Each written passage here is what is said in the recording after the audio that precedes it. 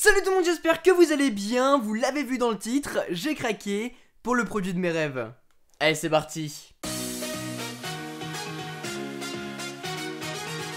Ça fait longtemps que je rêve de faire cette vidéo pour vous montrer ce qui se cache à l'intérieur de ce carton. Alors oui, je l'ai déjà ouvert, histoire de vérifier quand même si c'était la bonne chose que j'allais vous déballer en vidéo. Quoi qu'il en soit, c'est la bonne et je suis super content de vous faire cette vidéo. Vraiment, oulala, on est bouillant là, on est bouillant. Je vais vous faire une vidéo les amis, ce qui est à l'intérieur, c'est énorme. Ça va révolutionner un petit peu, ça va changer ma façon de travailler pour ma chaîne YouTube. On va prendre le petit couteau pour pouvoir découper le scotch. Oh là là là là. Ouais, parce que quand ils envoient un colis comme ça, il faut qu'ils te mettent énormément de conneries par-dessus pour cacher un petit peu. Et là, je vais faire quelque chose que je vais regretter tout à l'heure quand je vais éteindre les caméras. Oui.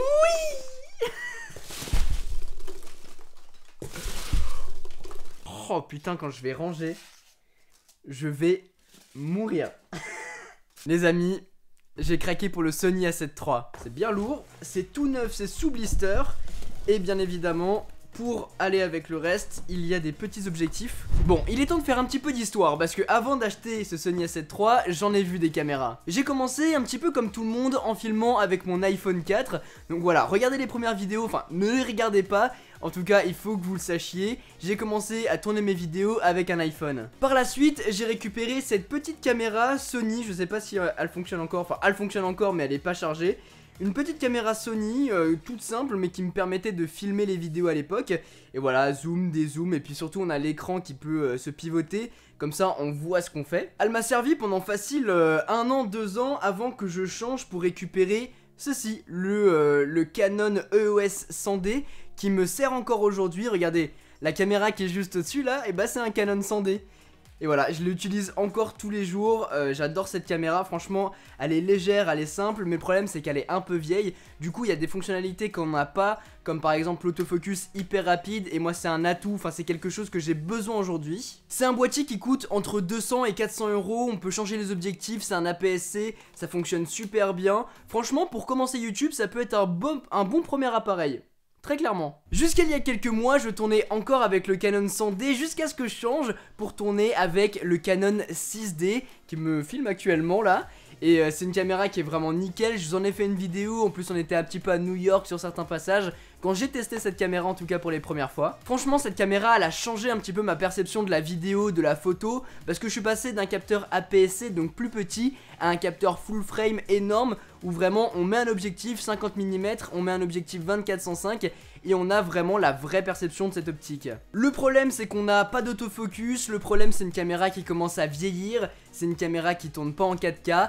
Et donc du coup, je voulais vraiment me procurer un nouvel appareil pour avoir tout ça. J'ai du coup toujours été habitué à utiliser des appareils de chez Canon, entre le 100D et le 6D, j'en ai testé pas mal aussi chez des potes. Tout le monde connaît cette marque pour sa simplicité d'utilisation, sa variété d'objectifs vraiment énorme, et puis pour des boîtiers qui sont vraiment bons. Ils sont bons, mais limités. En fait, quand je cherchais une nouvelle caméra, j'ai beaucoup hésité entre le EOS R, le nouveau boîtier de chez Canon, entre le 1DX Mark II et puis le Sony A7 III. Je voulais vraiment rester chez Canon parce que c'est une marque que j'aime beaucoup, c'est simple, etc. J'ai les boîtiers, j'ai les objectifs qui vont avec. Le problème, c'est que soit il n'y avait pas toutes les fonctionnalités dont j'avais besoin, soit c'était vraiment hors de prix, quoi. L'A7 III, c'était vraiment le bon rapport qualité-prix. Comme vous le voyez, j'ai dû refaire tout mon parc d'optiques parce que finalement, je venais de chez Canon. Soit je prenais une bague d'adaptation pour mettre mes optiques Canon sur le Sony, ou alors j'en rachetais des nouveaux, et étant donné que maintenant je vais rester chez Sony je pense, et bah j'ai racheté des objectifs. Et je remercie d'ailleurs Steven qui m'a beaucoup aidé à choisir quelle optique sera le plus adaptée par rapport à ce que j'avais déjà, pour pas être trop dépaysé et surtout bah garder globalement ma façon de travailler. Et forcément on peut pas tout acheter parce que celui-là là, le 1635, c'est 1000 €. Voilà, ça fait réfléchir quand même. En tout cas, un grand merci à Steven. En même temps, c'est en partie à cause de lui que je suis passé chez Sony, alors il me devait bien ça. Et finalement, avant d'attaquer le gros déballage, je voulais vraiment remercier Albert de SOS Ciné, sans qui j'aurais pas pu mettre la main sur tout ce matos. C'est du matériel que j'ai acheté par mes propres moyens, mais il m'a beaucoup aidé à faire des choix, j'ai pu les tester un petit peu en amont. Donc voilà, un grand merci à lui. D'ailleurs, si vous voulez louer du matériel photo, vidéo, que ce soit des boîtiers, des objectifs, des moniteurs externes, que ce soit des stabilisateurs, absolument tout. N'hésitez pas à regarder dans la description, je vous ai mis le lien vers sosciné.fr. En tout cas, le voici, le voilà, le Sony A7 III. Comme je vous ai dit, j'ai beaucoup hésité entre pas mal de boîtiers différents. Waouh! La notice elle est énorme. J'ai beaucoup hésité mais finalement mon choix s'est arrêté sur ce boîtier là. Et il se cache ici. L'excitation est à son paroxysme. Les amis, je fais officiellement partie de la team Sony. Oh, je suis tellement content. Vous savez pas à quel point je suis content. Ça fait longtemps que j'en parle, ça fait longtemps que je voulais acheter du nouveau matos. Mais voilà, j'attendais le bon moment. Et le moment est venu. Alors du coup on a le boîtier, on va retrouver la petite sangle, on va retrouver la batterie aussi avec un boîtier de chargement j'imagine. Et finalement voilà, du coup on aura la prise avec la prise française tout simplement. On n'aura pas de boîtier parce qu'en fait on va pouvoir recharger directement la batterie à travers le boîtier étant donné qu'on a un port USB-C à l'intérieur. Au niveau des objectifs, je suis déjà parti sur ces deux là. Le premier, on va partir sur celui-ci, le 55 mm 1.8 parce que c'est celui qui se rapproche de plus du 50 mm de chez Canon en fait. Et je voulais vraiment garder ce bokeh que vous pouvez voir dans les vidéos et que j'adore. Il vient avec une petite pochette et tout. Je commence déjà à faire tomber les objectifs. C'est un objectif du coup 55 mm 1.8 de chez Sony avec Zeiss, un objectif d'extrêmement bonne qualité qui coûte un petit peu cher, mais si on achète un boîtier comme le Sony A7 III, si on met des petits objectifs pas très chers, et ça n'a aucun sens. En tout cas voilà, celui-là il sera exactement comme le 50 mm de chez Canon que j'avais déjà jusque là et je suis super content. Sinon je suis aussi parti sur le 16-35 mm de chez Sony. Le voici, le voilà, le 16-35 f4, un objectif aussi de chez Sony, Zeiss. Enfin bref, un objectif vraiment d'extrêmement bonne qualité qui coûte un peu cher, mais ça me sera hyper utile pour faire du vlog par exemple, ou pour filmer en studio. C'est les deux principaux objectifs que je vais utiliser en vidéo. Et je vais aussi partir sur le f2.8 25 75, 28, 75 de chez Tamron, voilà. Je suis un petit peu confus avec toutes ces références. En tout cas, je vais avoir ces trois globalement dans le panel. Mais je vous en parle très très bientôt dans une prochaine vidéo setup, ce que j'emporte avec moi quand je suis en déplacement. Qu'est-ce que c'est bon de voir ça! Bon, ces petits glis-glis là sur le côté, c'est un peu chiant. Je pense que je vais les enlever, mais... Oh là là, c'est énorme.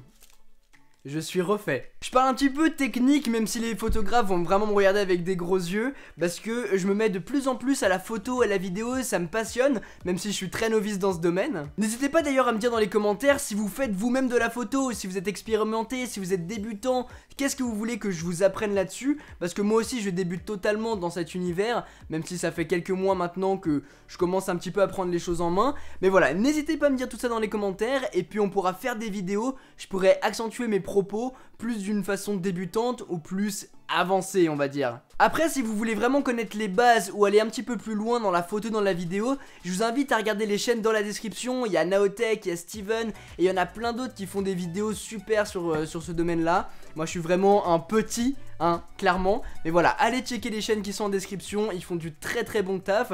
Et puis ils diront des choses bien meilleures que moi. Voilà en tout cas les amis pour cette vidéo, j'espère vraiment qu'elle vous a plu. Voilà, j'étais hyper content de vous déballer comme ça ce petit Sony A7 III qui va maintenant être mon go-to, ma caméra principale pour ma chaîne YouTube. Vidéo simple, détente, mais je voulais vraiment vous partager ça parce que ça va être un gros changement sur ma chaîne. Peut-être pas au début parce que je vais apprendre à l'utiliser. C'est la première fois que j'utilise un appareil Sony, alors il me faudra quand même quelques semaines, quelques mois d'adaptation. Mais en tout cas, je vais enfin avoir de la 4K, je vais enfin avoir un autofocus convenable, je vais enfin avoir une application digne de ce nom pour pouvoir piloter à distance le Sony A7 III. Et puis je vais enfin avoir un appareil qui est extrêmement bon en photo, en vidéo. Enfin bref, je vais pouvoir tout faire avec. Ne vous inquiétez pas, le 6D et le 100D qui me tournent actuellement, je vais toujours les utiliser, j'en aurai toujours besoin pour des tournages.